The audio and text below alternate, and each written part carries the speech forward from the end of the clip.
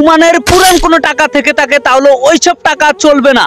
সবাই সাবধান সাবধান সাবধান। প্রাণ প্রিয় ওমান প্রবাসী ভাই বোন বোনেরা, যে যেখান থেকে এই ভিডিওটি দেখতেছেন, এই ভিডিওটি অনেক গুরুত্বপূর্ণ।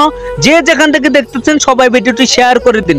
হয়তো অনেক ওমান প্রবাসী ভাই ব্যাংকের অ্যাকাউন্ট না থাকার কারণে নিজের কাছে অনেক রিয়েল রেখে দিয়েছে, অনেকের কাছে 1000 1500 রিয়েলও থাকে।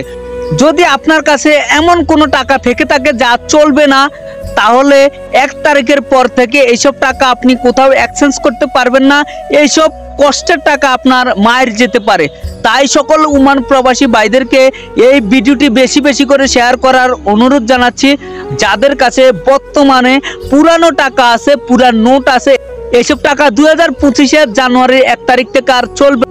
সবাই সতর্ক হয়ে যান। আপনার কাছে যত টাকা আছে এই বিষয় নিয়ে কোনো ধরনের টেনশন না করে আপনার পার্শ্ববর্তী যে এক্সচেঞ্জগুলো আছে ওই এক্সচেঞ্জে চলে যান এবং আপনি পুরান নোটগুলো দিয়ে নতুন টাকা এক্সচেঞ্জ করে নিয়ে আসেন।